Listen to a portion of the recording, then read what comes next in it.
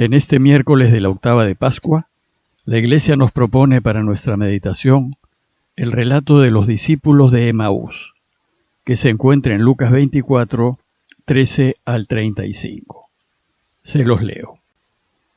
2 discípulos de Jesús iban andando aquel mismo día, el primero de la semana, a una aldea llamada Emaús, distante unos 60 estadios de Jerusalén.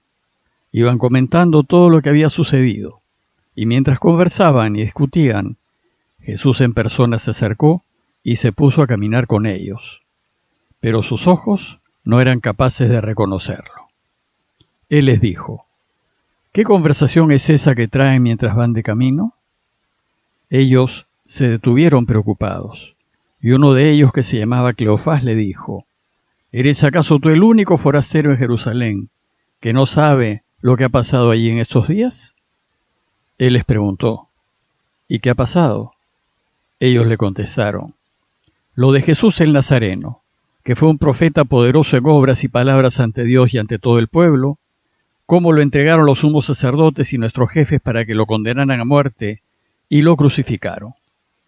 Nosotros esperábamos que él fuese el futuro liberador de Israel. Y ya ves, hace ya 2 días que esto pasó. Es verdad que algunas mujeres de nuestro grupo nos han sobresaltado, pues fueron muy de mañana al sepulcro, no encontraron su cuerpo, e incluso vinieron diciendo que habían visto una aparición de ángeles que les habían dicho que estaba vivo. Algunos de los nuestros fueron también al sepulcro y lo encontraron como lo habían dicho a las mujeres, pero a él no lo vieron. Entonces Jesús les dijo: ¡Qué necios y torpes son para creer lo que anunciaron los profetas! ¿Acaso no era necesario que el Mesías padeciera esto para entrar en su gloria? Y comenzando por Moisés y siguiendo por los profetas, les explicó lo que se refería a él en toda la Escritura. Ya cerca de la aldea donde iban, él hizo ademán de seguir adelante. Pero ellos lo apremiaron diciendo: «Quédate con nosotros, porque atardece y el día va de caída». Y entró para quedarse con ellos. Sentado a la mesa con ellos, tomó el pan, pronunció la bendición, lo partió y se los dio. A ellos se les abrieron los ojos y lo reconocieron, pero él desapareció. Ellos comentaron: ¿no ardía nuestro corazón mientras nos hablaba por el camino y nos explicaba las Escrituras? Y levantándose al instante se volvieron a Jerusalén, donde encontraron reunidos a los 11 con sus compañeros, que estaban diciendo: «Era verdad, ha resucitado el Señor y se ha aparecido a Simón». Y ellos, por su parte, contaron lo que les había pasado por el camino y cómo lo habían reconocido al partir el pan. Una vez que concluyó ese tristísimo sábado, en donde la comunidad, encerrada, la pasó llorando y lamentándose por lo sucedido, esa noche, y ya de domingo, los discípulos se prepararon para iniciar sus actividades ordinarias, no bien saliese el sol. El proyecto que Jesús les había propuesto era realmente extraordinario: buscar que su Padre reine y que su reinado de paz y de justicia transforme el mundo entero. Y ellos lo habían seguido muy ilusionados. Pero lo mataron. Y su proyecto hasta ahí nomás llegó. Sin el liderazgo de Jesús, seguir en la comunidad ya no tenía mucho sentido. En esta situación, el texto parece indicar que algunos decidieron dejar la comunidad y volver a sus pueblos. El evangelista nos dice que al menos 2 de ellos decidieron partir. Esto es algo extraño, pues para los judíos la semana de celebraciones pascuales recién comenzaba, y lo natural era participar de la fiesta toda la semana. La razón para partir fue tal vez la enorme desilusión y tristeza que los invadió con la muerte de Jesús. De esta manera, la comunidad empezó a disolverse. En eso llegaron las mujeres a decirles a todos que la tumba estaba vacía y que el cuerpo de Jesús había desaparecido. Y vimos ya que esta noticia conmovió a los presentes. Pero los 2 discípulos decidieron igualmente partir, ya que no había nada que hacer. Dice el texto que los 2 iban andando aquel mismo día, el domingo, a un pueblo llamado Emaús, distante unos 60 estadios de Jerusalén, es decir, más o menos la distancia de un día de camino. Iban comentando todo lo que había sucedido. Y dice el texto que mientras conversaban y discutían, Jesús en persona se acercó y se puso a caminar con ellos, pero sus ojos no eran capaces de reconocerlo. Ya explicamos ayer por qué los suyos no podían reconocer a Jesús. Debemos tener presente que Jesús resucitado siempre camina con nosotros en el camino de la vida y que nos lo podemos encontrar en cualquier momento.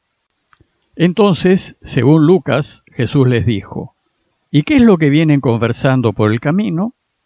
Jesús busca hacerlos hablar, a modo de catarsis, para que se desahoguen de la pena que tienen y puedan así descubrir que vive. Ellos, dice Lucas, se detuvieron preocupados por lo que está pasando, la injusticia, el abuso, la prepotencia, la impunidad, y por cómo quedaba la comunidad que habían dejado. Uno de ellos, Cleofás, le dijo, ¿eres acaso tú el único forastero en Jerusalén que no sabe lo que ha pasado allí en estos días? Una crucifixión en víspera de Pascua debe haberse comentado ampliamente. Pero Jesús, haciéndose el desentendido, preguntó, ¿y qué es lo que ha pasado? Esto dio pie a que ellos le contasen lo sucedido y lo que los tenía compungidos. Lo de Jesús el Nazareno, le dicen, que fue un profeta poderoso en obras y palabras ante Dios y ante todo el pueblo. Aquí los discípulos hablan de Jesús como un profeta poderoso. Ya no hablan de él como Mesías, porque ha muerto. Pues si realmente hubiese sido el Mesías, no hubiese muerto. Será recién con su resurrección lo que hará que la comunidad proclame ya sin dudas que él es el Mesías esperado. Y después, poco a poco, la comunidad también se dará cuenta de que porque resucitó, también es Dios. Además, los dos le cuentan que los sumos sacerdotes y nuestros jefes lo entregaron para que lo condenaran a muerte y lo crucificaron. Hasta aquí los de Emaús cuentan los hechos que ya conocemos. Pero también le hablan de sus esperanzas y frustraciones. Y le dicen, y nosotros esperábamos que él fuese el futuro liberador de Israel. Lo creíamos el Mesías, creíamos que él iba a echar a los romanos de Israel. Pero, le dicen, ya ves, hace ya 3 días que sucedió esto. Es decir, lo mataron. Y todas nuestras esperanzas se vinieron al suelo. Y le cuentan también lo que descubrieron las mujeres esa madrugada. Algunas mujeres de nuestro grupo nos han desconcertado, pues fueron muy de mañana al sepulcro y no encontraron su cuerpo. Incluso volvieron diciendo que habían visto hasta una aparición de ángeles que les habían dicho que estaba vivo. Los 2 hombres aquí descalifican el testimonio de las mujeres. Pobrecitas, ¿cómo estarán de afectadas? Que hasta han visto ángeles.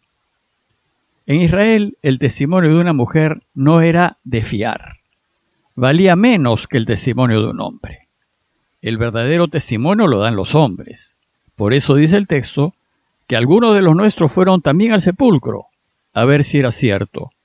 Y lo encontraron como habían dicho las mujeres, pero a él no lo vieron. El texto nos dice que entonces Jesús les dijo, «Qué necios y torpes son ustedes para creer lo que anunciaron los profetas. ¿Acaso no era necesario que el Mesías padeciese esto para entrar en su gloria?» Les dice que no han entendido las Escrituras, y comenzando por Moisés y siguiendo por los profetas les explicó lo que se refería a él en toda la Escritura. Jesús les hace un recorrido por el Antiguo Testamento y les hace descubrir el sentido de la historia de la salvación, es decir, de todo lo que Dios hace en la historia para que volvamos a Él y vivamos. Entonces todo el largo camino hasta Emaús fue una catequesis que Jesús les dio. Y acerca del pueblo de Emaús, dice el texto que Jesús hizo ademán de seguir adelante. Pero ellos le dijeron, «Quédate con nosotros, porque ya atardece y está anocheciendo». Ellos estaban entusiasmados con las explicaciones que Jesús les estaba haciendo y no querían que se vaya. Y nos dice Lucas que entonces Jesús entró para quedarse con ellos. Y cuando estaba a la mesa, tomó el pan, pronunció la bendición, lo partió y se lo dio. Estas son las palabras de la Eucaristía. Ellos estaban celebrando la Eucaristía.